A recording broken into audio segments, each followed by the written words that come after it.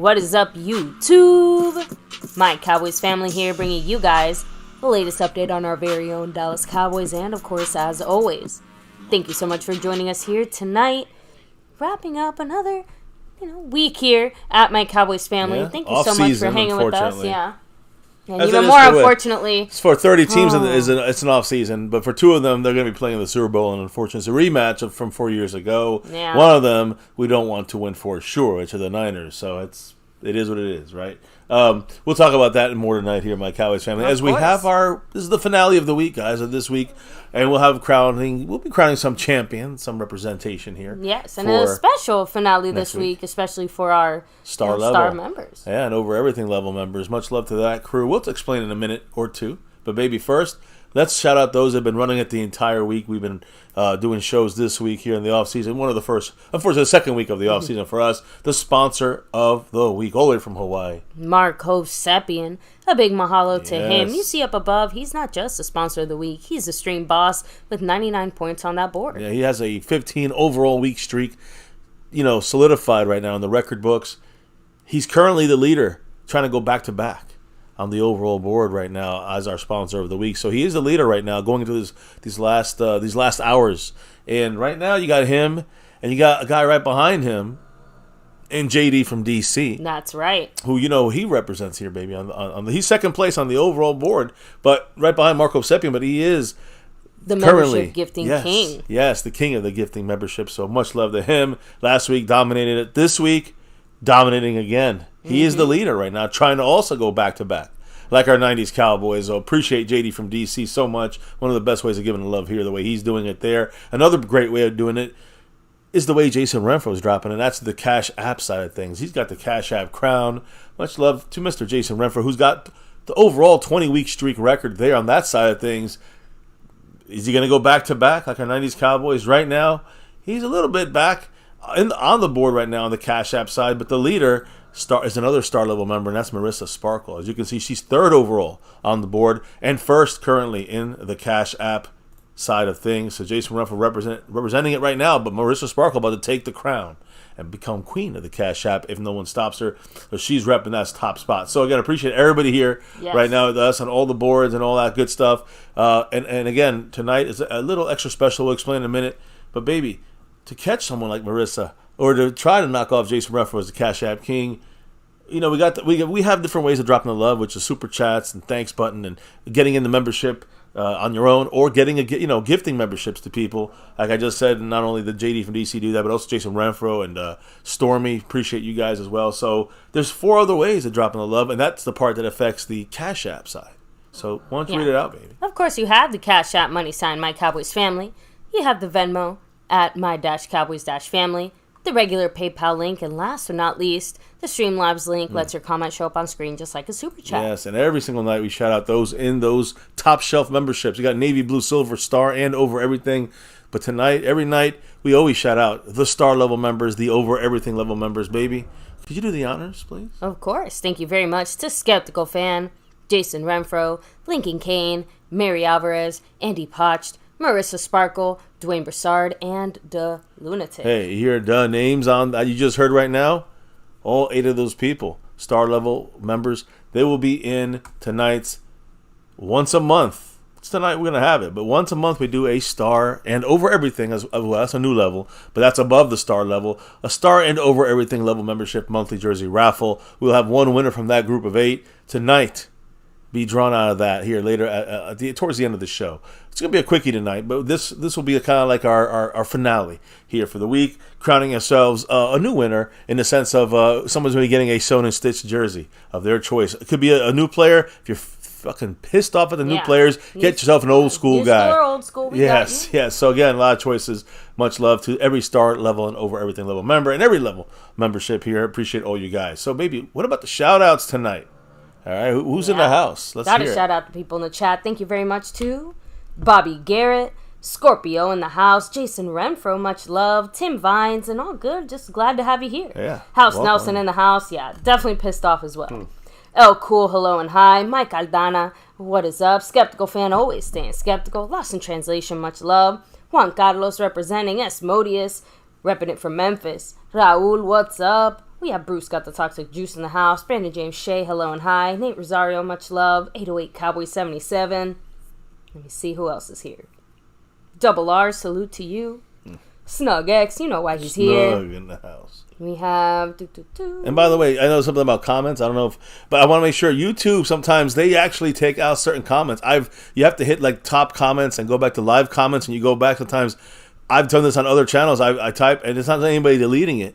It's freaking YouTube. It's not even a Nightbot. It's like YouTube actually has like their own fucking security system of words they don't allow out there. So just keep that in mind, you know, when you see that like comments disappear. I thought so too in the beginning when that first happened to me, but it was the the YouTube side of things. We have Fuego, what's up? Eastside Herald. I guess you can come here and hang out for a bit. Tornado, what's up? Freedom First. Not first today. You were beat. Let me see. Dallas Cowboy 92, what's up? Chalk to Montana 808, much love. Hey. Darren Posey in the building, what's up? Hello and hi. Eric Wallace, thanks for rolling through here. Mark Hovsepi and a big aloha Mark to in the you. House. Our sponsor for the week, 99 points, Stream Boss. And currently edging out JD from DC in first place on the overall board. Much love to Chocolate Montana, who called it a month ago. But, a lot of conspiracies out there with the way the Super Bowl logo looked. It's the Ravens and Niners. Or this. Listen, guys, there's no rigging. There's no conspiracies. At least not from our mindset. You guys can believe it, but I don't. And that's just it. We just have different belief systems on that side of things. I just think that if there was a true conspiracy, then they would want the Cowboys should be in the Super Bowl every fucking season. That's what it should be, because we would not only bring all the money that's brought in with the Super Bowl, which is great. It's the best in the world, right? It'd be a little bit better if there was that star representing it. So why isn't the NFL conspiracy theorying it and rigging it for the Cowboys? I don't want to hear the excuses, guys. It's a rhetorical question. It doesn't matter because it's not rigged, not set up. That's it. Now, speaking of a disappointing day in history, let me get it rolling here, guys. Welcome into my Cowboys family. But, okay, now officially here on our side, it's already the 29th, but in the Central and the other time zones, January 28th, 1996. Do you know what day that was? I remember I was shedding tears of happiness. The Dallas Cowboys, that's the last time we won a Super Bowl. 28 years ago today. So, disappointing. Obviously, it's a great day, but a disappointing day in the sense that was the last time we felt that Super Bowl championship happiness.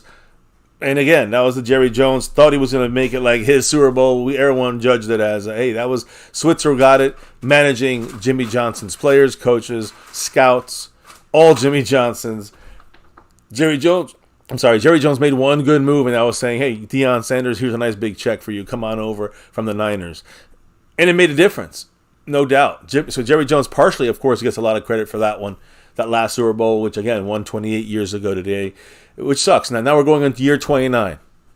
And to end that streak, we'd have to, basically still go through the 29th year of this and be in the Super Bowl next year, right, in February. So that would be the only hope on that side of things. But, all these playoff games did bring out one guy, one Cowboy player who's here with us next year, a wide receiver named Brandon Cooks, and he wrote on Instagram, quote, as far as all the, seeing these other teams play, the Niners, the Lions, seeing the the NFC, could that have been us, seeing the Chiefs and Ravens play in the AFC, the earlier game. Brandon Cooks says basically about these games, quote, this makes us work that much harder. So again, hopefully, it's good news for next year. Who knows? I'm not. I'm just kind of like gonna wait and see, and not hold my breath when it comes to the Cowboys in 2024. Let me just put it that way. A little more pessimistic feeling, no matter how good we may seem. Still pessimism coming from me in 2024. Just the way it's gonna be. Exactly. The whole time here. You guys gonna call me Mark Hovsepian Jr. I think. Mm. Anyways. Any quick comments before we get rolling? Because I'm going to talk about these games real quick, these playoff games. Yeah, let's be real. That's the biggest discussion here in the chat, so let's just get right to it. NFC, of course, NFC Conference Championship game. Detroit Lions, third seed at the San Francisco 49ers. And goddamn, I thought the Detroit Lions had them. Kind of the way the Packers had the Niners last week. So close. Let them slip out and let us slip away, and let them not only slip away, but then dominate them. With stupid calls by the Lions, in my opinion, bad coaching. I agree. Definitely decisions. One or two bad decisions that, in hindsight now, we can look back and say, man, that kind of cost them the game, right? even at real time, I was saying, listen, there was some bad calls on a 4th and 5 with 5 minutes, 6 minutes to go. Why are you not kicking the field goal to tie? Oh, yeah. I can tell you right now, that was like the first thing the chat was saying. Yeah, like, Dan Campbell, going for it cost you again. Yeah, that toughness and that whole thing about, hey, let's, let's be aggressive, and that's cool and all. That's fine. That's great. And usually it's working out for you. But my point is that when you get to a point where you are, overdoing it or stressing the true analytics of things, which is what I think he was doing. He was like just going with his full gut here, not really listening to what makes sense here. Go tie the game with 5 minutes to go, rather than going for a 4th and 5. Being overly aggressive was a bad thing there. So again, that's not rigging. That's bad fucking coaching there. So the Niners came back to beat the Lions. The Lions were winning 24-7 at halftime. And again, up to that halftime, I said, the Packers had a wide open. I mean, not the Packers. The Packers had us 27-7. That's what it kind of reminded me of. The Niners are getting dealt with like that by the Lions. But unlike us, the Niners came back and basically they scored 27 unanswered points to come back and win this game. The Niners scored 27 straight points in the second half to erase a historic 17-point deficit, claiming a 34-31 victory over the Lions in the NFC Championship game on Sunday. The Niners' biggest stars came up in a big way. Christian McCaffrey, 132 scrimmage yards. He only had 90 rushing and was held down most of the game, but he got out there eventually. Again, he had overall 132 yards. Quarterback Brock Purdy, unfortunately, completed 20 of 31 passes for 267 yards. A lot of rushing yards though on there. I think he led not led the team, but he was very impactful. Ran for 51 rushing yards on the ground, and again had 1 touchdown and 1 interception against him.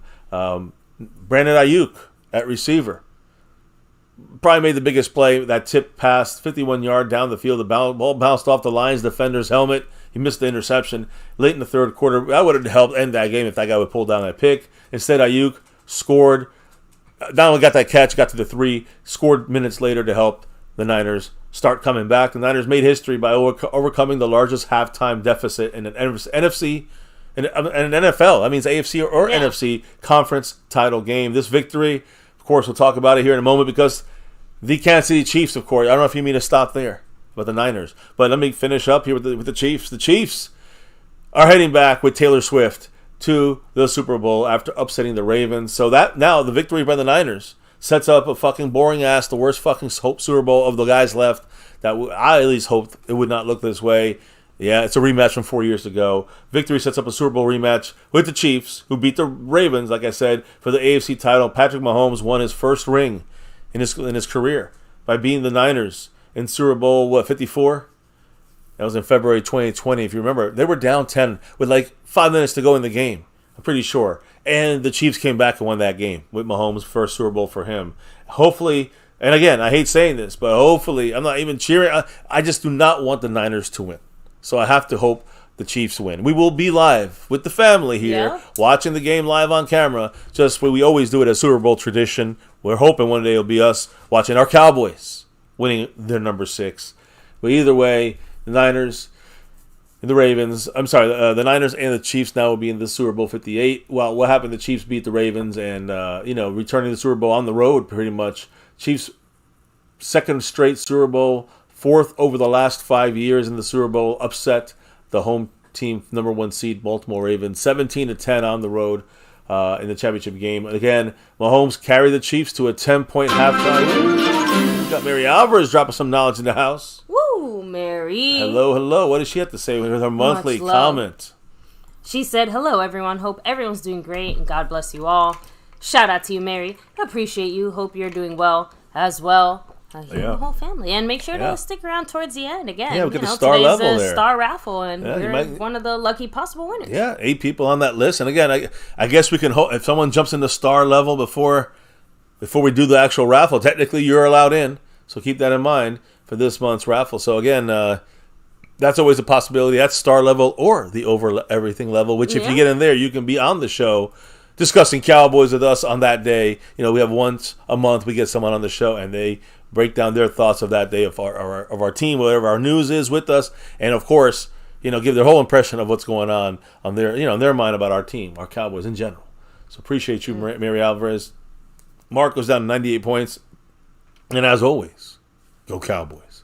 Now, the Chiefs, again, like I said, with Mahomes, had a 10-point lead, and had just really had a big play there. But right before the 2-minute warning, on a 32-yard completion to Marquez Valdes-Scantling, converted a critical third down to end the game. That was at the end of the game there. Mahomes completed 76.9% of his passes for 1 touchdown and no interceptions, trying to win his 3rd Lombardi Trophy in 4 years, or in 4 appearances, I guess I should say. The Chiefs could become the first team to repeat as Super Bowl champion since the Patriots did it all the way back in 2003 and 2004. You know the team before that? Was it the Cowboys? Was it the Broncos? I think it was the Broncos and then the Cowboys. Either way, not many teams do repeat deals here, and the Chiefs are on the verge of being able to do that. If they can beat, yes, and hopefully they will beat the 49ers. Now, what was I going to say here? Yeah, the Patrick Mahomes, since he's become the starter, the Chiefs have won 14 playoff games. And he came to the starter in 2018. He won 14 playoff games, passing the 70s Steelers and the 2010s New England Patriots for this most in a 6-season span. Most playoff wins in 6 years, and that's in Mahomes' 6 years of quarterbacking. Chiefs have 14 wins, the Patriots and Steelers, and that's Patriots in 2013 to 2018 have 13 wins. The Steelers of 74 to 79, the great Steelers, Steel Curtain, 13 also tied with them. So again, the Chiefs doing dynasty-type things. You know what I'm saying? I mean, yeah, and that's why I'm a little bit like, I understand why people might say, oh, it's rigged, and trust me, it does feel almost scripted, like, right? Yeah, of course the NFL would love, Taylor Swift during the Super Bowl. Even I have to admit, there were 1 or 2 calls that I was a little bit like, you didn't really call it when it happened the other way, even though I saw them let a lot of things go for both teams. Right, but there were definitely a few things, like a lot of the taunting, like the taunting one is the one in particular that stands out to me, right? Because let's be real, Travis Kelce himself was the number 1 shit talker / starter the entire game. They didn't call anything on him, even though he repeatedly kept starting shit. But this dude who just gets up and kind of flips the football, like gets called for it, like I don't know, that one seemed small compared to some of the other things I saw. But again, if you're playing the type of game where 1 flag, 1 penalty makes such a difference, so and that one came down to a lot more than just the 1 play, right? Like, let's be real, the Ravens defense did absolutely everything you could possibly ask a defense to do, especially up against the freaking Chiefs, right? And then the Ravens offense absolutely blew chunks, like 2 times, right? That was not cheating refs or rigged game. That was bad play. Bad mistakes that they committed. So like I said, maybe I'll give you one for the taunting penalty because I agree that one was definitely bullshit. But outside of that, I'm sorry. The Ravens lost, unfortunately, fair and square. And now we're setting up for the most disappointing Super Bowl matchup that we could have had here, all things considered, because like Bruce said it. Now we're kind of stuck, hoping that the Chiefs get, and Mahomes obviously gets their 3rd Super Bowl. Let them have their dynasty. I mean, I don't mind that compared to the Niners getting 6 before us. That would sting me so much more. And they're 1 win away from that. By the way, some shout-outs coming, baby. We had a $1 drop in the Cash App from Jason Renfro, and the man said, I was first today. Ooh. Go Cowboys. You were first. You were, Jason. Much love to Jason Ram for dropping that $1 holler. And a Go Cowboys. Dropped the love here as well. Yeah, the first one opened up the love drops here. So appreciate him. And then that was immediately followed by, he's not the leader in the Cash App, but definitely on the board now, Mr. Stanley Smith. Moving up. He's actually tied for 5th on the overall board right now. And he's creeping up there behind Marissa Sparkle. I think he jumped Jason Renfro. I think he's tied with a couple people behind Marissa Sparkle, currently in first place in the Cash App. I think he's like 31, 32 back right now on first place on the Cash App side. So maybe that crown, will it be Stanley Smith? Will it be the Queen? Marissa Sparkle. We'll see what happens. We'll see if it's a king or queen. We'll see. But right now it's King Jason Renfro who's got the crown. We'll see who gets it starting tomorrow. Yeah. So getting back to the game, again, this Kansas City, and I'll address the calls. I guess I'll address that now. Like the wife said, she has her thoughts on some of those calls. I saw the Raven player, Zay Flowers, getting his leg pulled by the defensive player on the ground there, and he kind of reacted by like shoving him and then standing over him, flicking the ball. And he tried, I guess he almost trying to control himself from taunting more, right? And I didn't like the call, but it is a call that you can say, okay, they can make that call. Why did you leave it in the hands of the referees? That's my issue with the bitching about, well, it's not fair. It's not fair. Of course, there's going to be a lot of not fair. If you leave it in the fucking referee hands, there's going to be a lot of not fair you're not going to agree with, and some you're going to be like, yay, we got lucky on that. So to me, you just got to leave it out the referee's hands. Zay Flowers got to control himself, and he let himself get too pissed. And that really changed the game. That really changed the game because, again, he made another mistake. He made it back, making the first down and resetting the downs there back to basically where he would have been. Exactly. But then he ended up trying to jump in the end zone, didn't secure the football, and then they fumbled it. The Chiefs recovered it. That changed the game. That ended the game for the Ravens in some ways. Really did. But, again, I was trying to say, why did he leave it in the hands of the referees? By standing over him like that. I know. That's the thing. You never do. We know this as Cowboy fans. You cannot do that. So it's just, listen, and you made up the other points that, they drove down the field multiple times and missed opportunities. And I would just name another one there with Zay Flowers, not just the penalty, but then afterwards they got back to that spot. So the penalty didn't kill them. Didn't hurt the drive in that sense. They got back 1st and 10 from the 10 instead of the 9. That's the only difference. And they got in the end zone with Zay Flowers and simply fumbled it. An inch short. Like, we know about that suffering about inches, a game of inches, literally. So, again, you can't leave it in the hands of the refs, and you got to put it in there in the end zone if you're going to dive in there. That's and it. that was it's on at them. least on the Ravens game, of course. The Detroit game went a little bit differently, but in the end, the same result.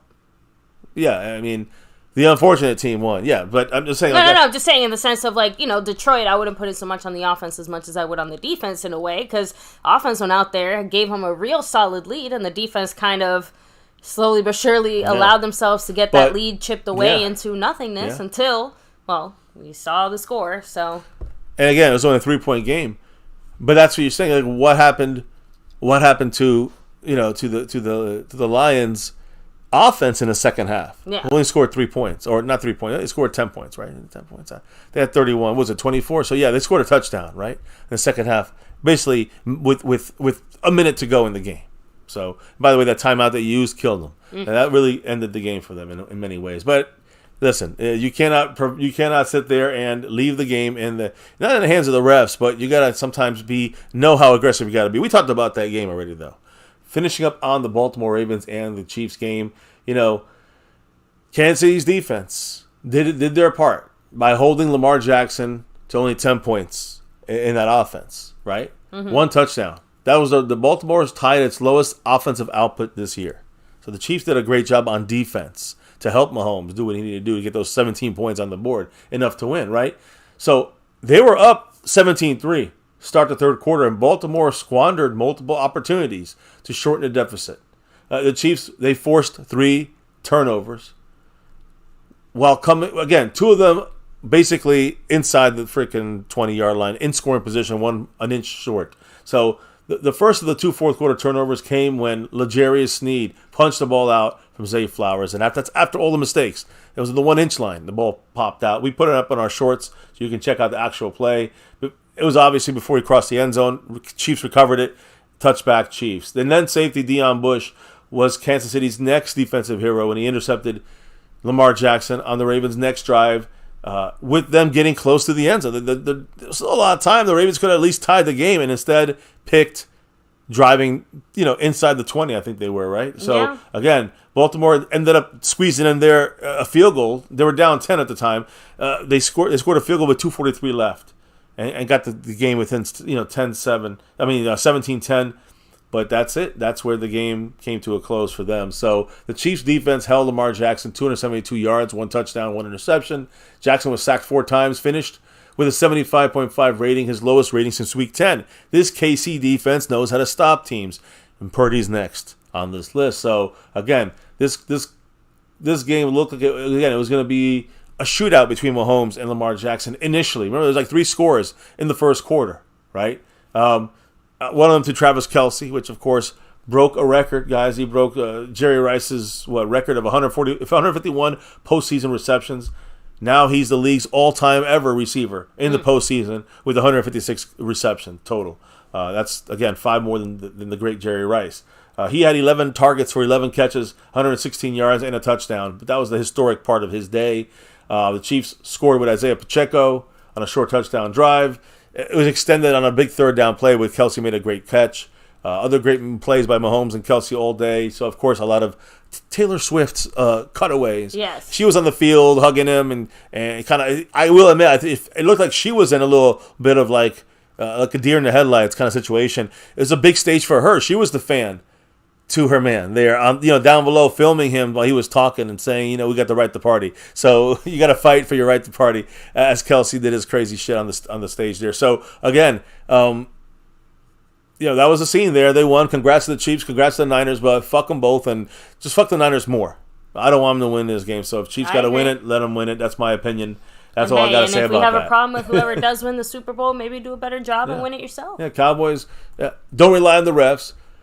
Come out ready to play playoff games. Yeah, coaching got to get better too. That's the thing that really amazes me. Out of all the games that I watched today, not a single team looked unprepared, right? Like, there are mistakes made, things happened or whatever, but both teams looked locked in, ready to play. They played tough, close, hard games. And it just really reinforced how not serious we were about the way that we looked in the postseason, right? Like, how crappy did the Chiefs look throughout the regular season, right? Like, pretty basic. Yeah. But guess what? Absolutely no one is thinking about that as they're heading to the Super Bowl. Just throwing that out there. Yeah. So and it is frustrating because, again, we did so many great things during the regular season, and it amounted to absolutely nothing in the end. And that's what we have to remember every year. Yeah, the season is like, you get a feel how it's going to be when you got to get your seating right. You figure you're great at home. You get a home game here for possibly 2 rounds, and you set yourself up great. And the Cowboys blew that shit. So I can't really. What can I say other than they got to try again? Get the best seeding possible. You get the first seed. That's great. Second seed. That's great. And you got to hope this team is mentally ready for a playoff run because we get the same coaching staff, the same people controlling the team, Jerry and Steven. James Hurst said only the frauds at Cowboys aren't prepared. Correct. So Skeptical Fan said being a Cowboy fan makes you curse. Scorpio said can't wait till the last second to score. You need to take control of the game early and don't let up. So agree. Oh, Cool said imagine a Cowboy versus Chiefs Super Bowl. No way Dak would beat Mahomes. It would have been pointless to even make it. It's not even. I don't look at it as Dak versus Mahomes. I look at it as the scheme that's to stop Dak by the Chiefs' defense is right. And Mahomes is just a great fucking player. He's better than Dak. He's better than everybody. He's the best quarterback in the league. What are you talking about? Yeah. So. Yeah. Oh, Mike Aldana said Casey showed up when it mattered. And that's what I'm trying to say. They might have struggled throughout the regular season, but they understand what it takes when it comes to being serious about making a playoff run. They've been there before. What it takes to get there. Exactly. So they are absolutely a primed and ready team with the necessary experience, to kind of get it done from a coaching and player perspective, although obviously not every player. But I'll say this, every single week, baby, the last 3 weeks, when the KC, who did they play the first round? I don't know about it. I picked them. I know they were going to win. The second round, they were on the road against Buffalo. And I said this. I said, I know it depends on the snow and all that stuff, but Did they play the Jaguars or something? No. I forgot who they played in the first round. Let me see. Somebody will tell us. Yeah. But the point is that second round against Buffalo, I picked them to win again, to beat the Buffalo Bills. And then Steelers. That's the Steelers. Okay, they play the Steelers. Again, sure it's the Steelers. That was pretty easy win for them. But what I'm trying to say is this. That was at home. Then we're on the road. Oh, that's right. It was Miami. Shit. You guys are right. Okay. You're right. It's the cold big game. Snowy game. Yeah. Who the Dolphins were on the way. They were kind of blew a couple games. They were like definitely not mentally there. Yeah, I think it was Buffalo that had to beat the Steelers. Yeah, you're right. But Buffalo was a home game. They had all the home. They were the second seed, right? Yeah. So they beat the Steelers. And then they beat. Yeah. So the only home game they had was the first game against snowy game against Miami. Yep. The cold game, right? So then you got the snow game was the Buffalo game in Buffalo, and the Chiefs. I just feel like for some reason the Chiefs with Mahomes can beat anyone. Unfortunately, and it's the way I felt about about the best quarterbacks in history. like Montana when I watched him. And so what I'm trying to say is, like, to me, when I watched Patrick Mahomes and leading this Kansas City team at Buffalo, I wasn't surprised when they beat them. If you guys heard me this week, I said I want the Ravens to win, but it's going to be the Chiefs. I think are going to win this game, and I said it. I know you throughout did. Off and on camera. Like I've been saying, know. I'm like I just hate saying. I don't even want to talk about it because I hate that the Chiefs are going to win because of Mahomes and Andy Reid, and that's just and the defensive scheme. They got the right people that they're managing the shit. That's the difference between them and us. Well, Raul said these Final Four teams are way better than us as far as playmakers, clutch, and intelligence. Agree. And coaching, of course. Yeah, I mean, from front office to the water boy, they're better than us. As far as the organization, the way they run things, that these 4 teams are. There's other teams. We're better than 20 of the organizations, easy. But that's all Jerry Jones needs to be. You let me know when the 21st team wins the Super Bowl or whatever the heck. Exactly. Jerry Jones wants us to be in the top 15, top 10. Woohoo! We win a Super Bowl, added to the list. And skeptical fans saying it too. No team in the playoffs played as poorly as the Dallas Cowboys. Yeah, that's exactly the teams that did play poorly. They were already the teams that you expected to not play so great, but even they did not get the smackdown handed to them quite the same way Dolphins lost, that we did. But on the road. In the fourth coldest game in history, at least there's not excuses, but there's reasonings. Cowboys were at home. We haven't lost 16 games, and we fucking blew a game at home against the fucking 7th-seeded Green Bay Packers, who no matter how good they were doing, they shouldn't have beat us. And look, I mean, they beat us. They were better than us that day. Yeah. And actually, I shouldn't say they shouldn't have beat us. They deserved to beat us because we weren't ready. And that's on this coaching staff. I really did think that the Ravens were gonna hold it down, though. Not gonna lie. Really, I know. I thought Lamar Jackson was there. He was healthy. He was available. The Chiefs, even though they were looking better in the playoffs, we saw them not firing on all cylinders. I thought the Ravens would really do that to them, so to speak. So, but hey, we all saw the results. I was hoping. I was cheering. I was cheering for the Ravens, but I just didn't. Clark motherfucking Kent. Much love to you with a $5 holler. That 5 on it. What did the man say, Mr. Clark motherfucking Kent? Bro, if that wasn't a scripted game versus the Niners, I don't know what is, man. Lions destroyed the Niners in all phases, and all of a sudden they stopped. No, I mean, it's not. Yeah, I'm sorry. There's nothing in the world that compares to winning a Super Bowl. In the sense of, like, it is not scripted, guys. No one is going to be out here the layers necessary to make that happen. The Lions let it go. The Lions did what plenty of other teams have done before. They just did it on a much bigger stage and where it counts the most. And let me all remind you, one of the big reasons they also lost was the same reason that we've seen them win and lose games throughout this entire season and postseason. That's right. That same aggressiveness this time came back to bite them in the ass. Campbell should have just kicked the freaking field goal instead of going for it on that 4th down, and then we would be having a very different discussion right now, because guess what? After that, they could literally just chill and coast and take it a little easier, and it ends up completely affecting the results of the game. I'm up there in the board. I guess, maybe somebody paid off Dan Campbell, but it is very hard for me to believe that, considering that we have an entire season's track record plus that show you that this is how Dan Campbell coaches, right? I think someone said it way earlier in the chat that, the Lions should fire Campbell because he's the one who lost in the game. Now, he's personally responsible for that loss.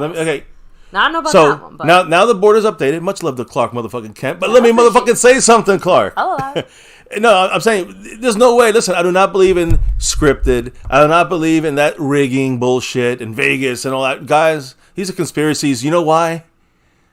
To kind of comfort you from ever losing or feeling like you've lost or seeing something, that you didn't go your way. It's never actually anyone's fault if the system's rigged against you and there's this conspiracy or whatever. Yeah, so do not fall for the okie doke. Even if it's easy to fall for it, but don't fall for it. It seems like things can be. It isn't. Sometimes the simplest answers are the best answers are, and the right answers are the simplest answers. So what I'm trying to say is this. Look, you said it, baby. Dan Campbell, his track record of the way he calls games, he's the most aggressive guy by far in the entire NFL, going for it on 4th down and 2 and 3 yards. He got over aggressive, went for it on 4th and 5. And he had some. Why were they shut down? Guys, coming out of the second half, all right, against let's say the Ravens and the Chiefs. The Ravens did slow down Mahomes. John Harbaugh was asked, like, what are you gonna do? Come out the second half, what did they do? Make fucking adjustment. He goes, I'm not even worried. John Harbaugh said, I'm not worried about stopping Mahomes. And they stopped Mahomes in the second half. Again, I'm pretty sure they held them to like 0 points in the second half. Exactly, it was 17-7. My point is, I'm trying to say is, John, at halftime, good teams make good adjustments at halftime. And that's what the Baltimore Ravens did. Even though they lost, that's what they did. And you saw the same thing happen in San Francisco. A great defense, a top defense, like the Niners, who then made adjustments at halftime and then shut down that Lions offense that you saw, just going through them like a hot knife in butter the whole first half. So that's what, it's not like it happens all the times in games. And, sometimes people, are not really prepared for the adjustments that go back against them. And it happens, and you got to take your L. And then it sucks. Trust me, I don't want them to get to 6. And it sucks. But the Niners, you can't, they fumble here by the Lions, and a mistake there by the Lions cost them the game. Pretty simple and plain. Now, House Nelson said, I'm having a hard time coming to the realization that I support a limpress team of puss boys. I've been having a hard time with that realization myself, just because, but, just like you don't choose your family, right? When it comes to repping your team, it's, you got to sometimes still, you got to keep repping them even when they're ugly. Yeah. So, listen, it's unfortunate Super Bowl 57 is going to be, 58 is going to be the Chiefs and the Niners. Same from 54, Super Bowl 54. And we got to root for the Chiefs just because fuck the Niners. Tyron Church said, I want all the Lamar smoke. Clark motherfucking Kess said, come on, guys. The Cowboys-Steelers game in the Super Bowl. Neil O'Donnell throwing that pick. Tim Vice said, I think we have maybe the best overall personnel since the 90s. I have to believe it was our coaching staff that didn't have the team ready for the game. That's the other track record. Track record is on our offense and not our offense. Let me put it even bigger. It's Clark not the said offense. it. Purdy had 4 interceptions. The Lions messed up. Yeah, the Lions had issues on their side. Is my point here in that second half. Campbell needs to dial it back on the aggressiveness. Yes. He lost in this game and the Cowboy game. Yep. Those are just the 2 that we know we were definitely watching. And some other ones he won because of his aggressive play. Some of it's why they got to their spot because of the aggressive play. But when it comes to Mike McCarthy, he hasn't gotten this team ready in 3 years in a row in the playoffs. We know this. Whether it was I would blame more Kellen Moore in the second of the 3. No, but Tim the other 2, it was McCarthy didn't have this team ready. From a coaching perspective, you couldn't have asked for a better scenario. Overall, as a team, we were doing, statistically speaking, everything that you could have asked.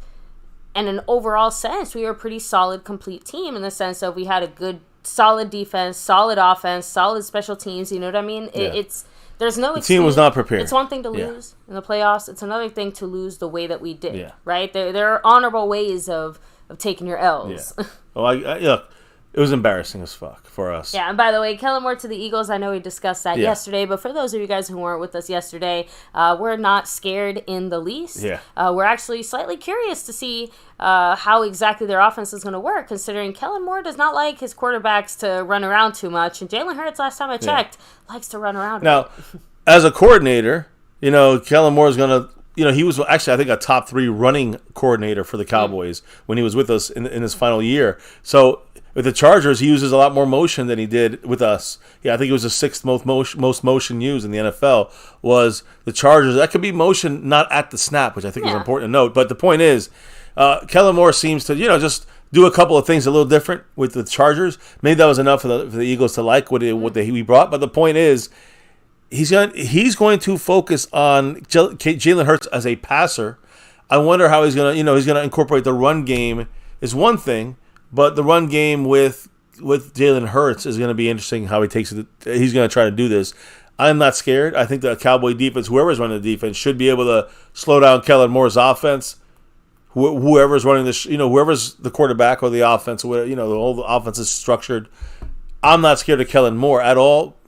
But because, again, we'll see how our defense stacks up against them next year and how we match up with them. We'll see. We'll go from there when time comes, right? But right now, McCarthy, looking right now as possible. We're going to talk about some things here when it comes to the coaching side of things with Dan Quinn and defense in a moment. But And that's it tonight, guys. We're going to do our raffle. It's going to be a short show here. So and just clearing this up, by the way, for bad intentions and anonymous there. Guys, Dak is who he is, right? At this point, I do feel like we've gotten the absolute best and most that we can get out of Dak. That is enough to win games.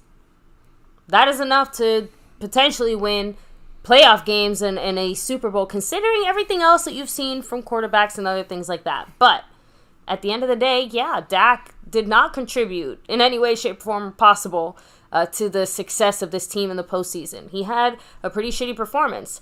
He is not the only one. Right. So yes, while you can say that Dak obviously shit the bed and Dak is responsible for some of that, like, please don't sit there and act like the entire rest of the team didn't absolutely fall apart too. I mean, the defense is horrific. Just put it there. Anyways, look, the thing is this.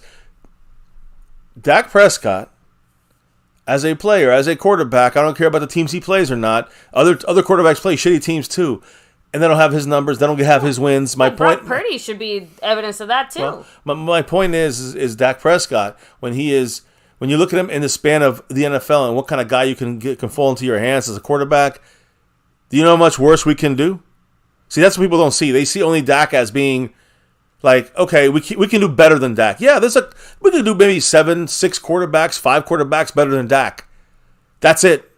If you're fooling yourself if you think anybody's just going to be better than Dak. That's stupidity. And our Cowboys front office, rightfully so, I might add, would rather go with the sure thing that they know. And Dak Prescott, for all his good and all his bad, they'd rather go with the quarterback that they know instead of taking a chance on a guy who might possibly be good one day eventually after you develop him for a little while. The key thing there is might be possibly one day.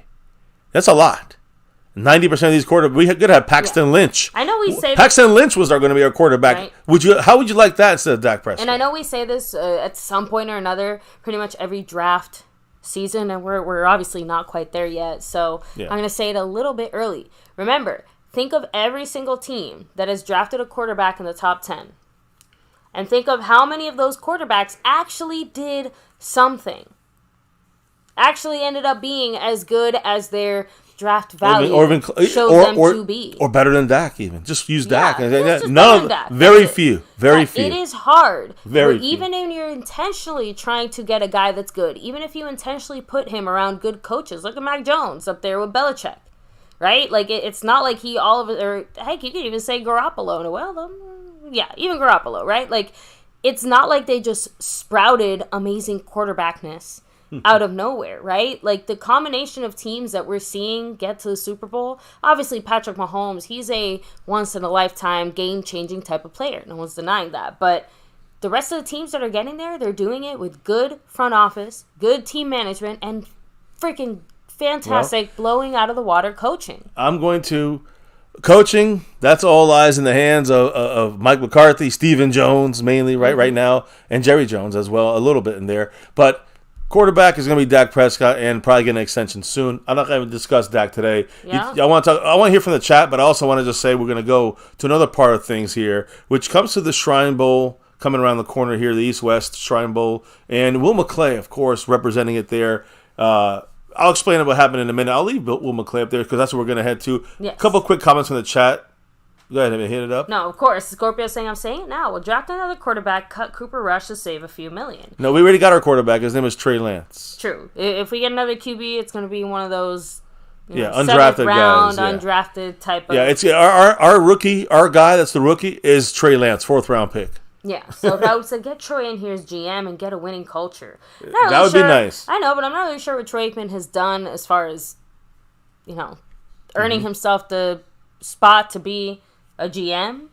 You get what I'm trying to say? But he definitely has, I think, the right winning type of mindset. No, I like the culture here to bring the winning mindset, win only at all costs. I get it. The only thing is he's happy with his analyst job. On Monday Night Football. Are you kidding me? He's making money. He don't need to come to Dallas to do that. Nah. Why need the headache there dealing with someone like Jerry Jones? And especially now dealing with someone like Stephen Jones, who's running the show, right? Mm-hmm. So, you know. Anyways, I'll get to some of these kind of rookies as we turn the corner to 2024 in a moment. But any other comments, maybe, in the chat you want to quickly hit on? I did want to touch on this just because this is more of an earlier topic. Since obviously we have a few more people here now. Rumors are that if Dan Quinn does decide to go, and I know we're going to touch on this in a minute here, but supposedly Ron Rivera is a guy like maybe being looked at or something like that. We're going to discuss it. Riverboat Ron, back to defensive coordinating. We talked about his best year. Well, his last year, he was defensive coordinator. He was number 1 in the NFL with the Chargers in 2010 as the defensive coordinator. But we'll talk about that in a minute. We'll get to that, I promise. We're going to talk about some rookies Apparently you got to first. be a head coach at one point or another to even get in the building here in Dallas. Just saying. So, but yeah, lots of different choices, Clark, that the Lions could have made there. Hindsight is 2020, but like I said, the same thing that got them there is unfortunately the same thing that got them out, which I think is ultimately the point, that aggressiveness. Yep.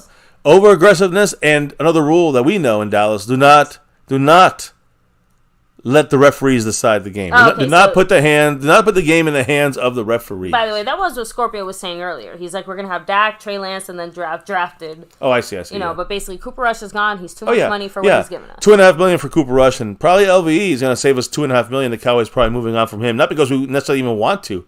We may have to because of his, this is probably career ending for LVE, this last injury. By the way, I do want to shout out MyCowboysFamily with a $5. I thought you were going to say sponsor of the week. $5 holler. Yes, again, I didn't even see I didn't see the drop. I know, it's coming. Oh, it's on YouTube's being the slow, way. But he said many teams play bad teams. Dak played the 30th strength of schedule. You can't just push that aside. When he played better defenses, he fails. It's a pattern. Well, he succeeded against other teams with better defenses throughout his career. And again, over his career, I would say it's hard to do. Every year, beating always. Are you going to just play only bad teams? So to me, Dak has had some years he's beaten bad teams and looked better. Sometimes he's beaten more bad teams or less bad teams, let me say. Can I throw out here that... But it's a development thing as well. I don't think it's just the teams he's playing, right? There's Mark's $5 holler. But out of all the positives we saw offensively, something that once again got swept under the rug. How much separation did our receivers actually get against better defenses? Because to me, that also was a huge factor. A lot of those same problems that we used to have, you did see it show up against the better teams. Even though our team overall looked better, we still had, it was still exposed against better teams. Exactly. But is that Dak or is that the scheme? Well, no, but Dak obviously contributed there in the sense that Dak obviously didn't look as good against the better teams, right? Our run game, like what run game, right? Like we was against the bad teams. We couldn't run the ball. I know. It's so unfortunate. So.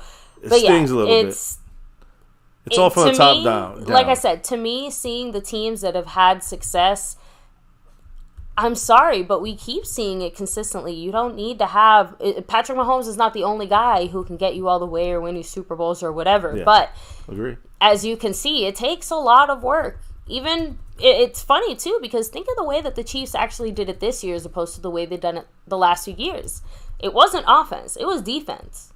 They kind of flipped their own script. Obviously, they still have a pretty solid offense, but realistically speaking, their defense is the thing that's gotten them past the finish line almost every single time. The defense they only scored 17 points, but the defense freaking held the Ravens to 10, right? Wasn't that the final score? 17-10? Yeah. So. Oh, was that another one? There you go. Shout out to Marco Seppian, by the way. Also, Clark motherfucking Kent with a $2 holler. Man, the YouTube slowness is really pissing me off when it comes to this. But I see Clark's went through as well. Yes. Yeah. So Clark with his $2 holler said Sanders a head coach for 25, and then Shooter quarterback. Your thoughts? Sanders. Which Sanders we talking about here? You gotta give me more detail there. And who's? But let's be real. If we're looking at any head coaches for 25, it's Bill Belichick. We already have talked about it yesterday. That he's going to be put on ice for 2024. He's pulling a McCarthy. He's taking a McCarthy, sabbatical year. Yeah, then he's going to be sitting there waiting. Not by choice. I mean, nobody's. The Falcons are the only team that interviewed him. They already hired their coach, so it looks like now Bill Belichick is going to be a guy that maybe waiting to 2025 to be. I think that's the more realistic choice with a team we're going to may keep Dak. Obviously, an extension, a couple more years. Belichick don't want to start new. He's going to start with the guys we have. We got some solid guys here. That are going to take us to the end of the era here with Dak, with CeeDee Lamb, with the offensive linemen and others. So Belichick has already got a team set up now with his winning culture That's the only way you're going to get it. You're not going to get it from the top. You're going to get it from Belichick. With his 2 drops, a $5 holler and $2 holler respectively. Much love, Mr. Mark Hovsepian. In first place, by the way. There's the other two. In first place on the overall board, trying to go back-to-back from that sponsor of the week. He's trying to create a little distance between him and JD from DC. Also dropping some knowledge. Let's hear it. What did he say? He said, when you have a good offense, which we have, and most teams you play have bad defenses, you'll get a ton of points. 2 touchdowns versus the 15th ranked New England defense and 10 each against San Francisco and Buffalo. Again, there's a lot of other factors to that. He's also said, Mr. MCF, I'll send you a breakdown. Fine, that's fine. Send it to me. You know the email, so we'll read it.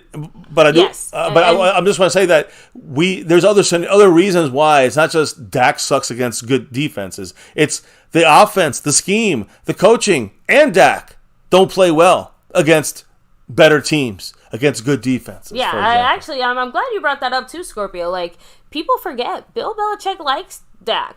Yeah. He's praised Dak an abnormal amount for Belichick. Let me make that clear. Like, Belichick is not, like, he's, he's pass stingy with the praise. Yeah. But he's actually praised Dak quite a bit and said that he actually really respects what he's done.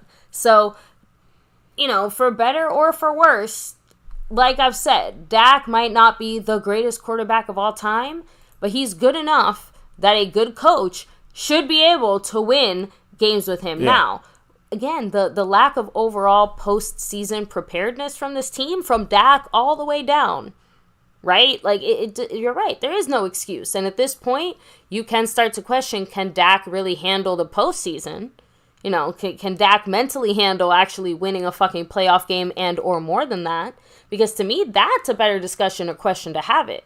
When it comes to his football skills, can he do it? I feel like that question has been answered over and over again. But mentally speaking, what the fuck is wrong with this team that they need this much hand-holding to win a singular playoff game when other teams don't need this much coddling? Right.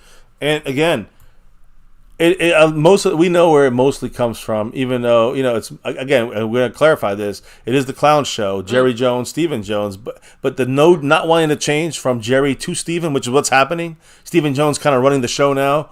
Stephen Jones not going to change things from Jerry Jones's ways. It's going to be very similar, even more constrict. So get ready for just the same to continue, not just with the way the Joneses do things, but the way that the front office runs, the way that the Will McClay does his scouting, the way the players take a look at things, the way the coaches coach. And let's be real, it's the same. One of the reasons that we haven't really noticed the Stephen to Jerry transition is because, like father, like son, they do things in a very similar way. Stephen Jones has been handling more and more of the team duties ever since we let go of Des Bryant, and probably more on an official side of things since we moved on from Jason Garrett. Let's be real. Yeah, but it's not like things have really gotten all that much better. The only difference is, instead of being 8-8, pretty on average, like we're basically more like 12-5 or 12-4 on that, or 11-5. You know what I mean? Yeah. Like we're averaging better during the regular season. We're doing better during the regular season. But we still have yet to do more than appear in the playoffs and win like once. Yeah. We're going to move on from this, but I just want to say one last thing about this. Listen, here's the killer about it, baby. When McCarthy and Will McClay and Jerry Jones and Stephen Jones, and they all say it's all about toughness now. Toughness. Ooh, toughness. For the last 2 years. And we're still getting beat on basic coaching and mental toughness. Where's the toughness? What happened to that's our goal when we came and achieved that. We came and achieved the toughness, mental toughness in the playoffs that we're supposed to have, that we've been craving for 2 years, according to McCarthy and Jerry, Stephen, and Will McClay as well. All right, and fair point, SnugX. Jerry never really did get used to having a salary cap because he definitely spent the team money like it was going out of style. And the only credit I'll give Stephen Jones is that he did dig us out of salary cap hell there after that unfortunate year or two. But again, for what? Literally for what? We got ourselves out of cap hell, and we have done absolutely nothing with that. Heck, I think we actually did better on the year that we were suffering from cap situation problems, right? No, let me see. Was it 2017 or 18? I can't remember what year it was. So, no, that's what I'm saying. Off the top of my head, I can't remember. But one of those 2 years, was the year of cap hell, right? Like we're still paying Romo, we were paying like all this dead money. It was rough. It was 2017? No, I don't know. I think it might have been 18, but honestly, my point is that it. We made the playoffs in 18. Okay, so it might have been 18. By the way, big shout out, Jason Renfro dropping $1 holler in the chat, in the Cash App with the big Go Cowboys. So much love to him once again, as he's the king of the Cash App, repping it. Maybe the last day for this week. For next week he might have to give the crown up. We'll see what happens. But again, I don't want to get too much deeper into this because we've dove so deep into this. But I just think it's more of a mental situation from this organization.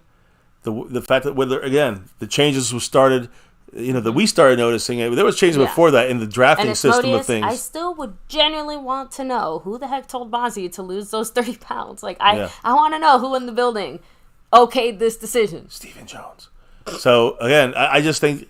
Sorry, that was. Funny. I think that the way that the Cowboys are running things, even though they may be a little more, cap aware, that's because of Stephen Jones. Cap conscious. It's still going to be very similar to the way that things have been going around here. The money keeps coming in if they keep just being, better than 8-8 or better, competitive most years. That's what they want.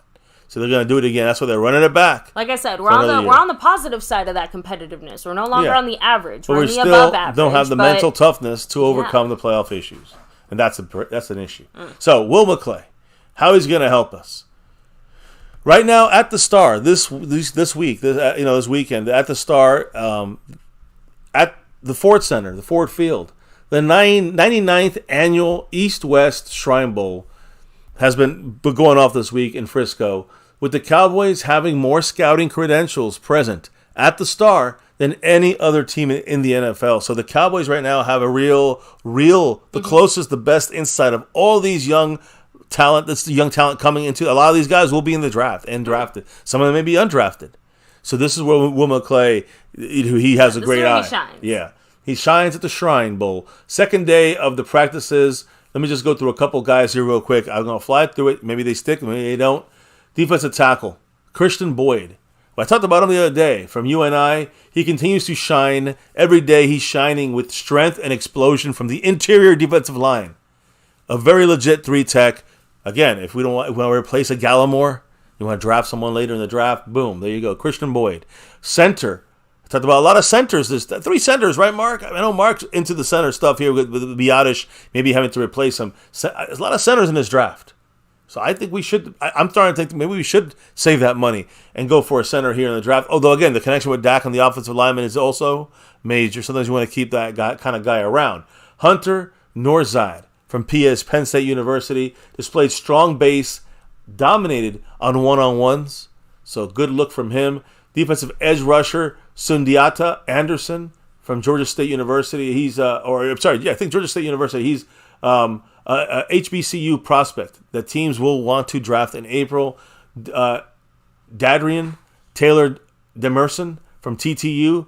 2 strong days at the Shrine Bowl, including a long pick 6. He lacks a little bit of size, makes up for it with range and physicality.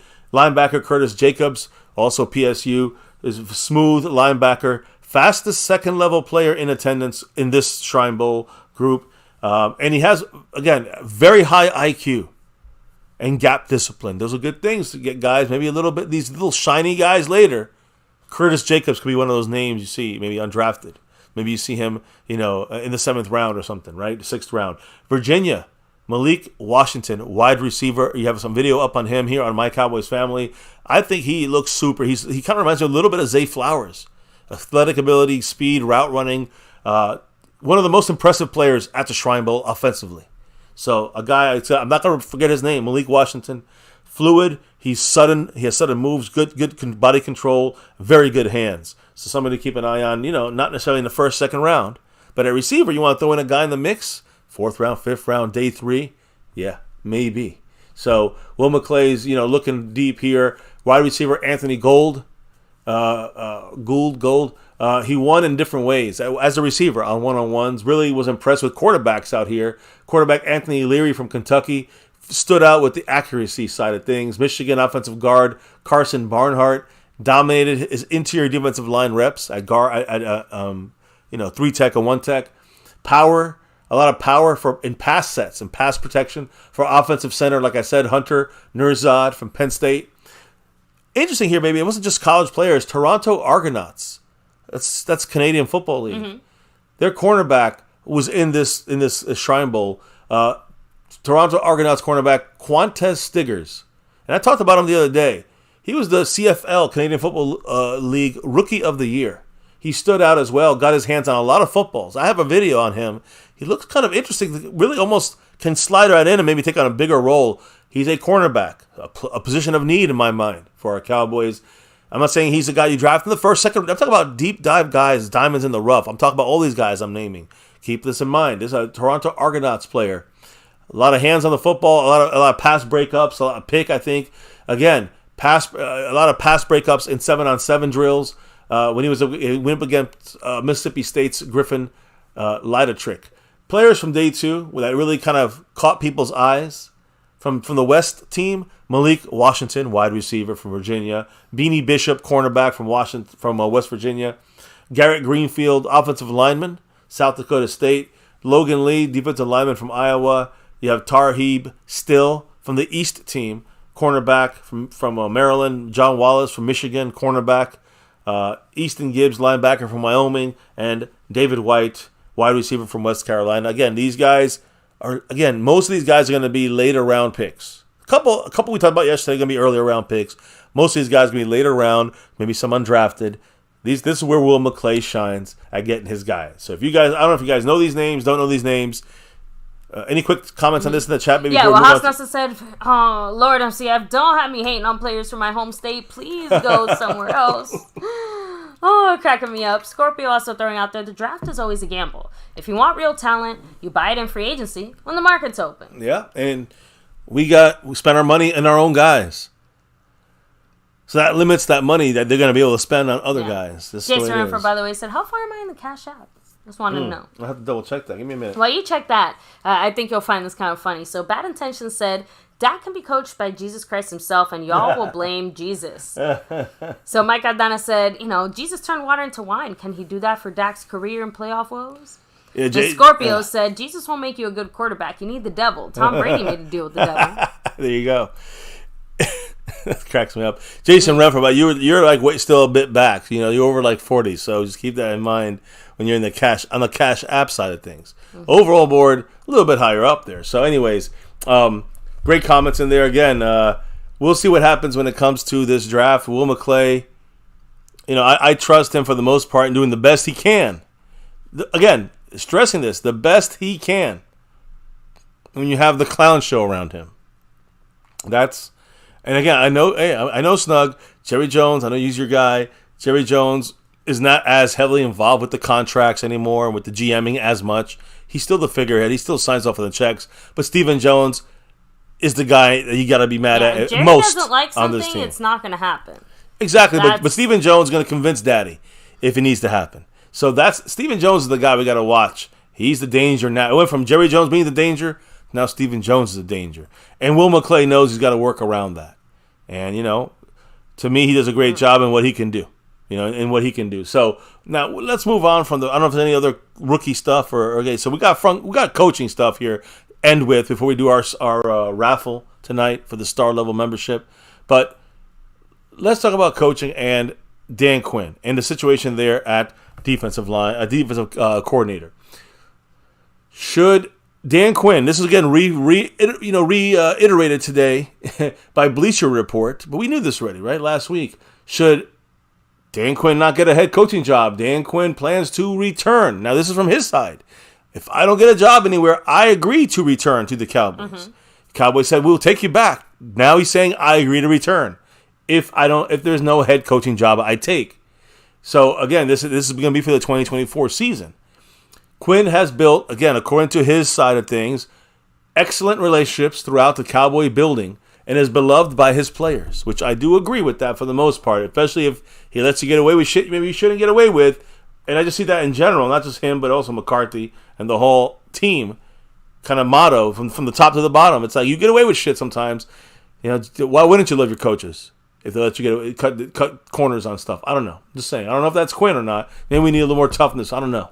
But he's built excellent relationships. They love him. The players love him. He's again. What's the next step for Dan Quinn when it comes to his coaching search? We're gonna get an answer next week, guys, on this whole situation. Yep. Meaning tomorrow, possibly. Let me explain. He's currently scheduled to meet with the Washington Commanders on Tuesday. All right, flying out there in person, interview with the Commanders. All right. Our enemy here in the NFC East. Dan Quinn is again flying out on Monday. So he's leaving. He's heading out there tomorrow. All right. He's going to be out there, meet with them on Tuesday officially for their head coaching vacancy. What did he just do recently this past week, Thursday? In-depth interview with the Seattle Seahawks. Remember, these are the two last teams that have any head coaching spots available: the Commanders and the Seahawks. Both of them are looking at McCarthy in a very close way.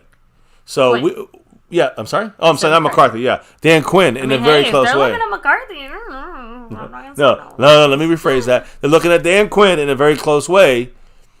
You know, obviously he can be signed up here to one of these two teams. Now, I don't think Dan Quinn would be too happy about going to Washington. To be honest, not because they're like rebuilding from the ground up. That's not gonna look good. In Seattle, they're rebuilding, but he knows that place. That's home to him. He's got Pete Carroll, and as an advisor to the team. So he's in good hands up there, and people he knows and support him. So to me, of course, that's an option to stay in Dallas. As a defensive coordinator is an option. The big money you're going to get from Jerry Jones, the connection he already has with Micah Parsons and the rest of the team. So Quinn has a win there, whether it is, stay in Dallas defensive coordinator or go as a head coach somewhere else. Now, the only guy I would say I'd throw in this mix that can stop him from going to Seattle is the Baltimore Ravens defensive coordinator, who today is officially out of the playoffs, which means now they can speak with him.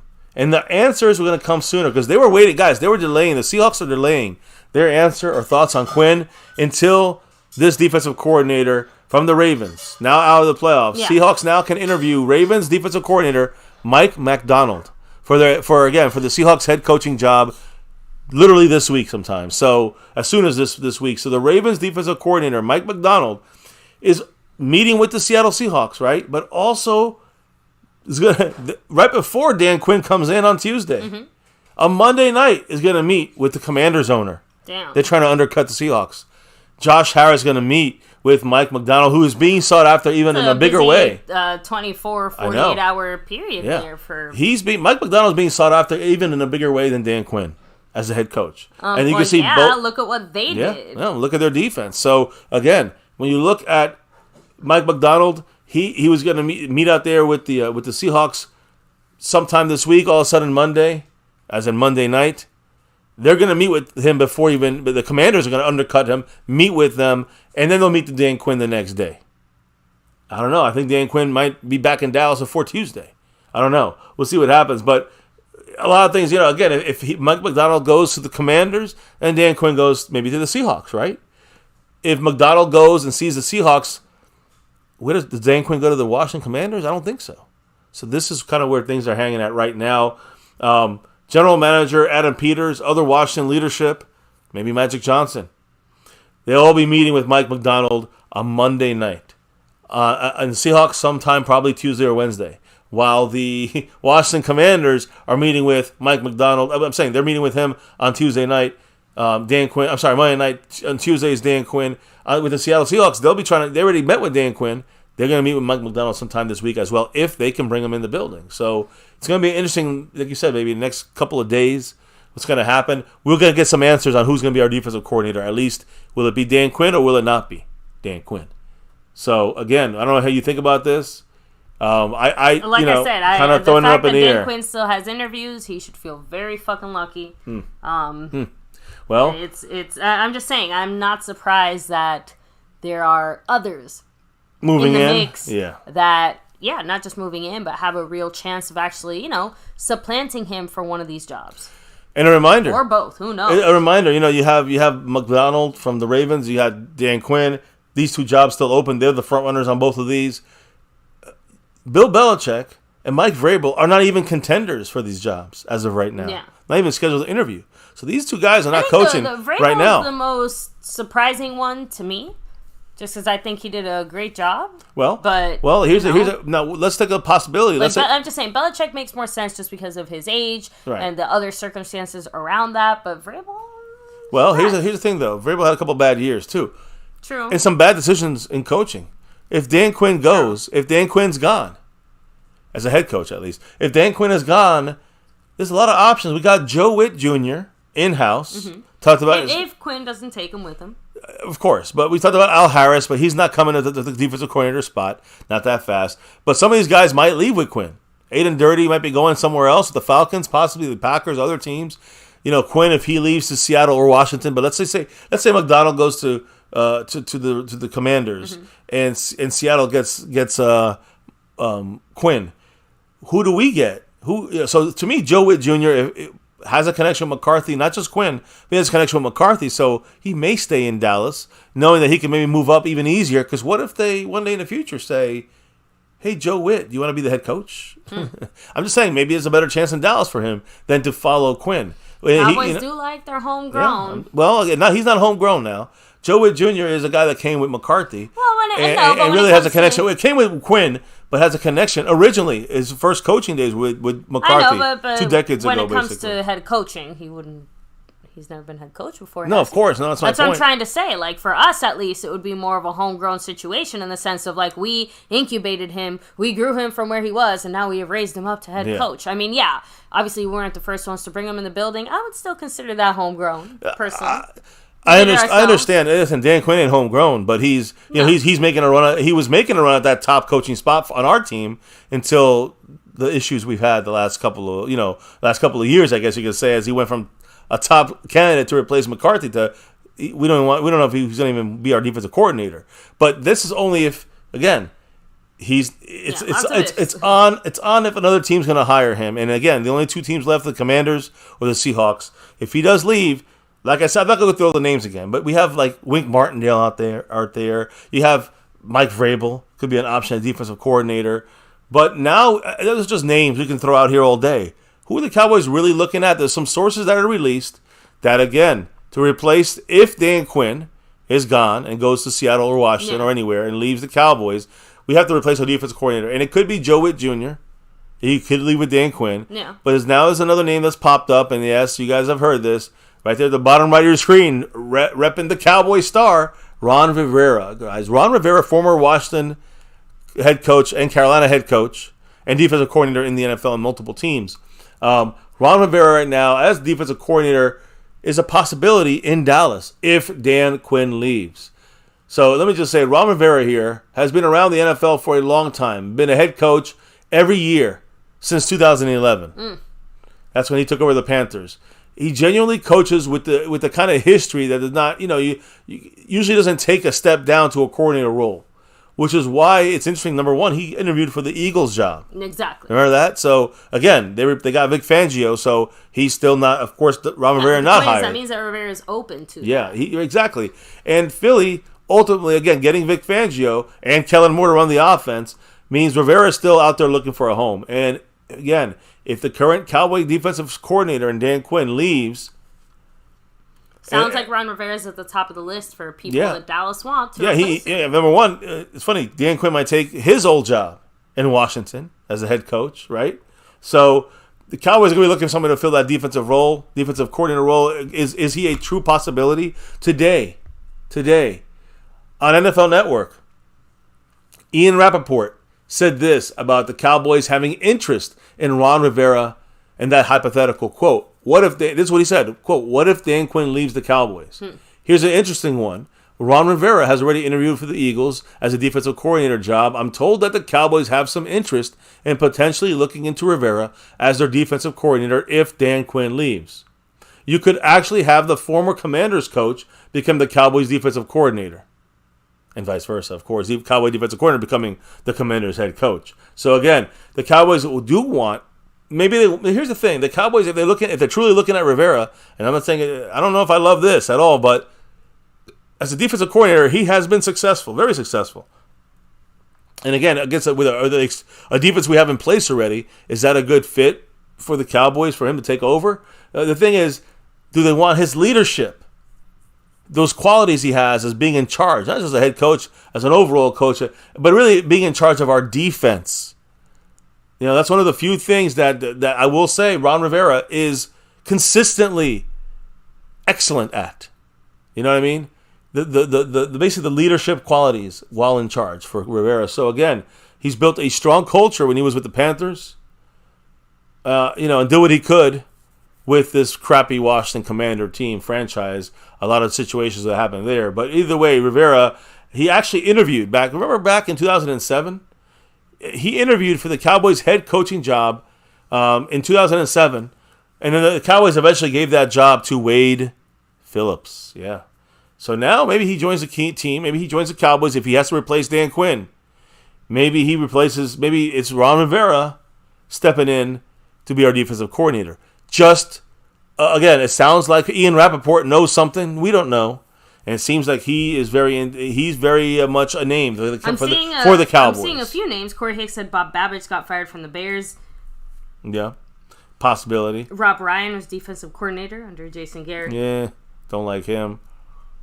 I mean, I like this wink. So, a conversation back and forth, by the way, between Scorpio and Snug. Because Scorpio said he'd love to see Mike Zimmer in the building. But Snug is saying, the players and the front office, they just love Dan Quinn too much. And that's the good part and the bad part. So, I kind of added in there, credit where credit's due. This is the most unified we've seen a team since the Super Bowl days. But, man, that just means that we ended up losing all together now. Like, all in unison, right? So... Like, what is the missing ingredient? Like, what's the thing that we're missing here? Because it's not camaraderie. It's not the brotherhood. It's not practice time or whatever. Because, heck, we've never seen more players working out together in the offseason, keeping their bodies right and staying healthy throughout the season. You know what I mean? Like, pretty much all the things that you're, quote-unquote, supposed to do, they were done. So, like, what the fuck is it, then, that we're missing here? Like, why are we still playing like we're trying to play flag football in a playoff game? And look, that's a question that we can say could be Stephen Jones running the show. But look, when it comes to coaching, here's what I want to say. With this, I want to stick to on the tracks. Yeah. And if we're gonna get rid of if Dan Quinn again, remember guys, and I agree with Snug. If Dan Quinn, that's why the Cowboys are quick to say Quinn come back because or we'll take you right back. Showing the support for Quinn because of what Snug X said and what you said, the camaraderie. The way that Dan Quinn kind of is already in good with this defense. You heard Micah's joking comments like, "Oh, if Quinn leaves, I might go with him." Yeah. Again, he's joking, he won't be able but to do that. It shows the depth of his love and loyalty to Quinn. Right. Like he's not the only one who feels that way. Yeah, the entire defense is kind of like this, and we said he was the most loved guy in the building last year. You know what I'm saying? So my point is, Dan Quinn is a guy that the Cowboys want to keep around for the players. The players want him to stay around for them. I made a joke earlier, like maybe he lets you off the hook a little bit. Maybe that's why some of these kind of coaches are liked. But I mean, Dan Quinn, I said maybe he needs a tougher guy in there. But to me, Dan Quinn, in all honesty, seems to do a good job. I just think he needs the pieces that Jerry Jones, Stephen Jones specifically now, will not allow because of cap issues or money reasons or bullshit reasons like that. That's what bothers me. We don't go all in for the guys that Dan Quinn is asking for the guys that Mike McCarthy's asking for. We went all in on these guys. I think we might actually have a better chance to make a real run, not just drafting a bunch of flyers and getting undrafted guys or drafting guys and hoping they all hit, because that's the kind of shit that usually doesn't work. And you saw a big fail this year in that. Yeah, quick side note. Mike McCarthy has never been more involved in the draft process than he was last year. Maybe he needs to stay the fuck away from the draft process. I don't know. Because last year's draft was not great. Currently, horrendous. But here's the thing, baby. So let's just assume that Dan Quinn takes a job at Seattle. Okay. All right, or Washington. And now we need a defensive coordinator. If it's not Joe Witt Jr. inside the building, or Joe Witt goes with Dan Quinn to wherever he goes, so we got to get a new guy in the house. Now, you're not going to go with anybody else, I think. And again, Zimmer, you can talk about him. If we can't, again, that's another name you can throw in there. Again, you talk about a guy like Quinn staying. Of course, Snug, if we can have Quinn stay. If he don't take another job somewhere else, he's staying. So that's not even a conversation. But if he goes somewhere else, takes a head coaching job, and he may think this is his last chance to get the chance at a whole head coaching job, before he has to start over with a new defense or a new situation in Dallas, I don't know if that's the worry for him. But let's say he's gone from Dallas because he took a job somewhere. He didn't get fired because he took a job somewhere else as a head coach in Seattle or the Commanders. I think if Joe Witt Jr. is gone, I think Ron Rivera makes some kind of sense for a year or whatever it may be with McCarthy's crew. Why do I say this? Because Ron Rivera will get you the experienced discipline that you got with Dan Quinn.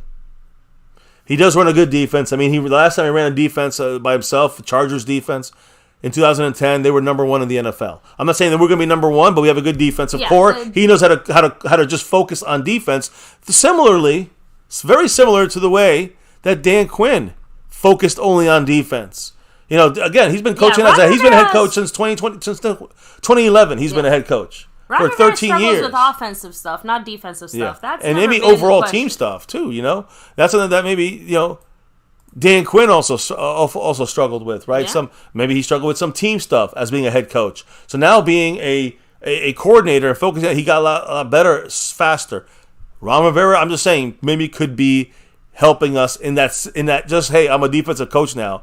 I don't have to worry about coaching the shitty Washington Commanders or the Carolina Panthers, who, by the way, got to the Super Bowl 50 with Cam Newton. So, again, just an idea. And again, it seems like there's some smoke, there's some fire behind this smoke, so to speak. A lot of the top analysts are coming up with, say, we hearing the Cowboys are interested in Ron Rivera. Yeah, whether we like it or not, it seems like a real possibility.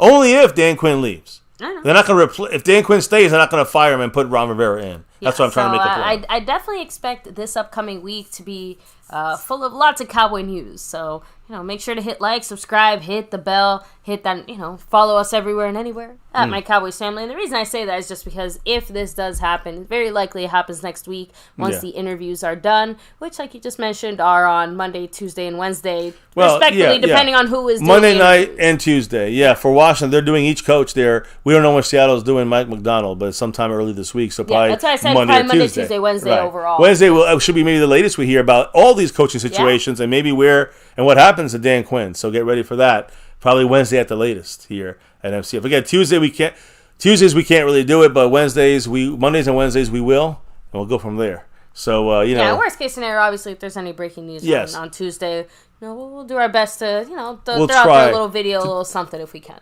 Yeah, we'll do our best to try to get our. Get maybe in a quickie live stream, a 30-minute live stream, not on all the topics, just the main topic, the main breaking news. We'll see what happens. Anyways, I want to hear a couple comments in the chat. We do some shout-outs. Then we're going to call it a night with the raffle. That's right. Can't wait to see who's the lucky winner there. Yeah, star level over everything level. Corey Hicks said Bill Belichick could be the defensive coordinator for Dallas. Yeah, he won't take the demotion, though. Yeah, he's waiting for a head coaching job. Yeah. There's no way he'd take a demotion there. He'd wait for 2025, McCarthy being gone. I guess that's the one unfortunate thing about Bill Belichick. It comes with Patricia as a defensive coordinator. Yeah. So Mike Aldana said, Matt Patricia's only good if he's working with Belichick. Yeah. So that's true too. That's more for 2025 though. Let me see. Mike Aldana also said, "Fuck your emotions. This is a business." As far as the whole, I'm going to follow my coach thing. As Modi said, if my coach leaves, I'm going with him. That's some college stuff. Yeah, it's just Micah being college-minded. Like I said, it was a joke. Yeah. And I do think it was intended to be taken as a joke. But it does just kind of remind you, people will probably follow Dan Quinn. It just depends on where their timeline is. I think most of that's coaching. They can follow, right? Most of that's coaching or players that are free agents, not guys that are going to be locked into the Cowboys for years and years. So that's I guess let's throw this out there as the world's craziest quick 30-second scenarios. Mr. MCF finishes setting up the raffle here behind the scenes and everything. Just saying, if Quinn goes to Seattle, Micah's obviously on the last year of his deal. We got to sign him. We got to do something about it. I guess he could choose to not stay in Dallas and go to Seattle if they can afford him. I suppose that's a possibility. After 3 more years. Exactly. He'll be franchise tag. Don't worry. He ain't leaving for 6 years, Micah. Trust me. So. I mean, not for 6 years total is my point. He's here for another 3 years, no matter what, Micah Parsons, unless we trade him. And hey, if they want him that bad, let's see what they got to offer, right? So with that said, though, guys, I wanted to know. So I'm sorry. I want to hit some comments up, baby. Literally trying to do that now. Oh well, welcome to the show. Let's go. Let's do it. I already set up the raffle that we got going on. And for the star level, of course, and over everything level. So I'll pop up on the screen as you hit up a couple comments. And I had already read some you of read them a bunch. already. Yeah, I know that. I was Corey hoping Hickster for out more. there. Vrabel could be the new defensive coordinator for Dallas. He was a linebacker. Yeah, I talked about Vrabel possibly being an option for the Cowboys. I mean, if he takes the demotion, which he could, there's nobody's looking to put him as a head coach right now. So if he wants to coach right away, he could do that. Yeah, or he could again take one of those McCarthy gap years, not cap years. So, again, rolling back here, we've already read all these comments as far as Dan Quinn maybe being too loved by the front office and the players, being it's a good thing and a bad thing. So, well, then let's do this thing here then. Star level membership right now in the house. Over everything level as well, which again right now there's nobody in that level. I just checked, and we still are at the same 8. So good luck to everybody there. I'll show you who's in this. Let me open this up here, piece by piece. Here you go, and star level membership over everything every once a month. What do they win, baby? Again, the chance to win an authentic, stitched-in jersey. Your choice of player, style, and size, whether it's old school or new. As long as we got it, you can rep it. Yeah, Cowboy Mosh. Much love for the jerseys. Great quality. We own a ton of these, like 30 or 40 of these guys. So, again, good luck to you guys in the star level. And, again, and the future over everything level, people that jump in there, let me get us off the screen so you can see. Here's me gone, you gone, and background gone. Opening this up, boom, and there's everyone's name who's in this. Skeptical Fan, Lincoln Kane, Mary Alvarez, Jason Renfro, Andy Potch, Marissa Sparkle, The Lunatic, and Dwayne Broussard, the top dog. So let's get it on. Good luck to all. And let's submit the raffle entries and see who wins, right?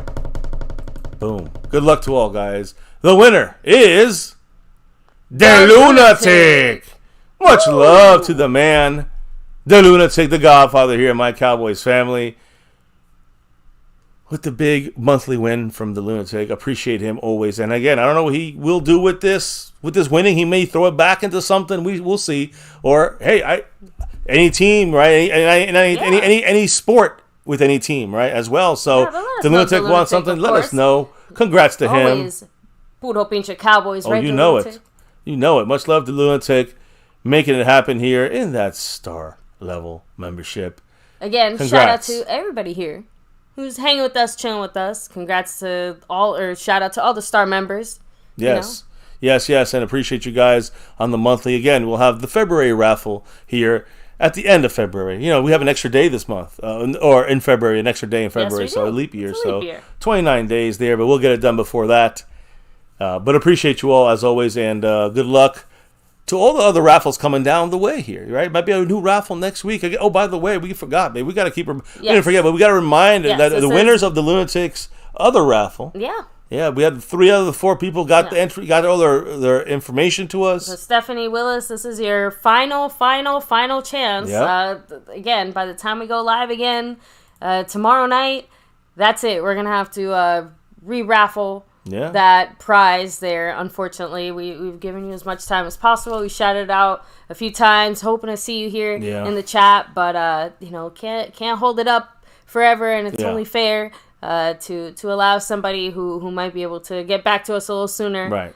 To be able to win that prize. So I have all the names of the people that were in the raffle last time, so we'll probably do something like that. I will ask, we just re-raffle it from those same entries, or I could ask the Lunatic on what he would like to do with this jersey that we may have to re-raffle. But the Lunatic's the winner. We're going to hear from him soon, I'm sure, in the next day or so, and we'll hear back what we're going to do. He's going to claim his prize. We'll see what he wants to do with this re-raffling of a jersey, and we'll get back to you guys on that here, starting sometime next week. So get ready for that. Maybe some interesting information that comes from that as well. So congrats to the Lunatic. Thank you guys to everybody who's in the the star level or over everything level. Seabass, hopefully we'll hear from you soon. I know we still owe him an appearance on the show. I know he had some medical issues, so we'll definitely get him on the show when he's able to. And again, let me do this. I guess I'm going to do some quick shout outs here. Yeah. When it comes to the winners, right? The victors of this past week and passing the crown down. Sponsor of the week, Mark Hovsepian. Much love to him. He's also got 98 points on the Stream Boss. And he also looks like he's taken home the top spot on the leaderboard this week. Yeah, is he starting a new streak? Yes, a new streak. He's got back-to-back, like our 90s Cowboys. He will be our sponsor of the week once again, Mr. Marco Sepian, repping that star over everything. He also dropped some love tonight here from above. Also, Clark motherfucking Kent dropped a couple. Stanley Smith made a run at that Cash App. Jason Renfro had a couple drops in the Cash App, who, by the way, Jason Renfro is the Cash App king for this past week. Much love to him. But, baby, it's time to crown a queen. The queen of the Cash App. That's right. Marissa Sparkle. Appreciate you both, Marissa and Jason, star level members. Marissa taking that crown looks like. Ruling over her queendom. Yes. She lives in Big D. She lives in Dallas, repping that star over everything. Much love to Marissa. And she is currently the Cash. She's not currently. She's going to be. Tomorrow, she's going to be the Cash App queen here on My Cowboys Family. And don't forget, baby, one of the best ways to give the love back to the channel and to the family is through the gifting, membership side of things. JD from DC has the crown. He's the champion on that side. We always shout out the champion on that. Last week, I think he gifted 10 memberships. This week, he gifted 20. The man, back-to-back, like our 90s Cowboys, like Jason, like Marco Sepian, back-to-back as the sponsor of the week. The gifting king. He came in second overall, but he came in first place as the gifting champion, back-to-back, like our 90s Cowboys. Yeah, so. and then Jason, all good with yours. Again, you're... Yeah, you're good. It's just we can't order them separately, brother. We got to order all four. So... we're gonna have to. It's just it's a little delayed. We've been trying to, reach out as much as we can to. Yeah, it's got to be all four. Yeah, it's got to be all four on that. Stephanie has not gotten back, so if she don't get back to us before tomorrow's live stream, it will be re-raffled in some way. Whether it's the same raffles from before, I'm gonna talk with the lunatic and figure it out. I think I got most of the entries, if not all of them, but we can go any way he wants to on this. Of course, we'll also hear back from his big win as a star level winner here tonight. So appreciate him again. With that, let me do the final shout outs here of the night. Yes. Jason Renfro, of course, Scorpio, Snug X, much love.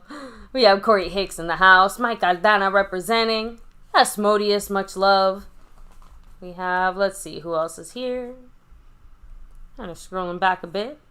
House Nelson in the house, Frame Rippers, of course, the MCF Resident Tech. Yes, I also get sad to have to talk about draft stuff. I would much rather talk about Super Bowl, playoff and Super Bowl stuff. So, Bad Intentions representing Hot Boy 95, Tim Vines, Clark motherfucking Kent. We have, let me see, Raul, Anonymous. Can we add Stephanie Willis? Is she in the chat? Let me see. I think you can only add someone if they're in the chat. So, rolling back, of course, Marco Sepian, Dustin Roberts, Jason Renfro. Yeah, I can't go back anymore. So, and yes, guys, trust me, we tried seeing if we had reached out to her before, at least on our side of things. We didn't see anything. Just really sucks because we do always appreciate everyone's love and support, and I know she's a very busy lady too. So it was nice to see her on there. Just really sucks, but unfortunately, sometimes that is the way that the cookie crumbles. Yeah, so we got to keep it moving, unfortunately, and it happens sometimes. But we hope we hear from her in the next 24 hours. If anybody sees her out there in the internet world, let her know. MCF has a raffle prize waiting for her. Yes, needs a response from her ASAP, guys. Seriously, if you don't, then we will have to re-raffle it, and we will get that done sooner than later. So it might be a raffle tomorrow from those people that were in that and didn't win a jersey yet. Even more exciting Monday stream. With that said, guys, we do have to get going here. Yes. And again, I think you did all the shout-outs already. Yes. Appreciate everybody who dropped the love, not just tonight, but the entire week. Back at it tomorrow, Monday. If there's any breaking news, Tuesday, and of course Wednesday, we'll be live again. So catching up on the Dan Quinn updates. That's really going to be the big part of the news, early part of this week coming up. So stay tuned for that right here on My Cowboys Family. The clips, the shorts that we post, all that good stuff. Appreciate you all for being part of this thing, baby. Remind everybody why we do this each and every night here. For the last 6.5 years on YouTube. Why do we do this on My Cowboys Family? That navy blue. Hell yeah. That silver too. Hell and yeah. that star over everything. Hell yeah, guys. Win, lose, or draw, good, bad, or ugly. Here on this channel, we rep that star over everything. Here for over 6.5 years. On YouTube, repping that star over everything. Here on My Cowboys Family. Never, ever forget the number one thing here, now, and forever. As always, go Cowboys. Get that 6 and beyond. And definitely get it for the Niners. So Chiefs beat the Niners. And just give us another chance. We don't deserve it. give us another chance to catch the Niners before they hit that 6, before we do. So either way, guys, thank you all for truly dropping your thoughts. Whether we agree or disagree, we love the convo about our team and your input about our Dallas Cowboys. Also, can't do this without your drops of love from above, your support, whether it's Cash App, gifted memberships, super chats. Appreciate you all and everybody that makes the thing go around here at MCF. Baby, it's time to drop out and clock out for the night and end the whole week as a restart and relock and reload, not just for a new show tomorrow, but a whole new week tomorrow here, a new episode of My Cowboys Family. Before we can drop out of here for the night, remind everybody what we're going to do. We got to drop the beat. Oh, yeah. That beat's been dropped. It's a wrap here on My Cowboys Family. An hour and a half stream, a quickie-ish stream, right? Back tomorrow, guys. I'm sure checking in on the Dan Quinn stuff and much more. Some of that East-West Shrine game info, some rookie info. It might be a quickie tomorrow, so stay tuned. As well as hopefully an update on Stephanie Willis's jersey. And maybe more updates on our Cowboys, right? It's a wrap here on another Cowboys chat with the family. Yes, now we know the damn Super Bowl. So, hey, much love to FRM, the Bay. From the Bay. From the Bay 408. Appreciate you, baby, for that. That's good. Caught me there. I was just looking at the Niners, unfortunately, and from the Bay. They're playing the Chiefs in Super Bowl 58. I hate it. Obviously, we know the Chiefs, we're hoping they win, but when are we going to get in there and make a difference? You know what I mean? When are we going to make a fucking difference? Right, Jerry? Get working on things, Stephen Jones. I can't even say that name next to this, which is here at MCF, My Cowboys Family. That navy blue, that silver too, that star for everything. That's what we do here on MCF. And here at My Cowboys Family, never ever forget the number one thing. Much love to everyone in the house. Truly appreciate you all. Hitting that like. Hey, Jacory and Crane. Appreciate you too. Welcome to the family. Old school, new school. Hit that like button for the stream. Hit subscribe if you're new. Hit the notification bell so you know we're going live on the nightly pretty much, even the off season. So keep it tuned in here at MCF My Cowboys Family. Much love to all. Stay safe. Have a good night. We'll see you back tomorrow. Peace. And never, ever forget. Go Cowboys!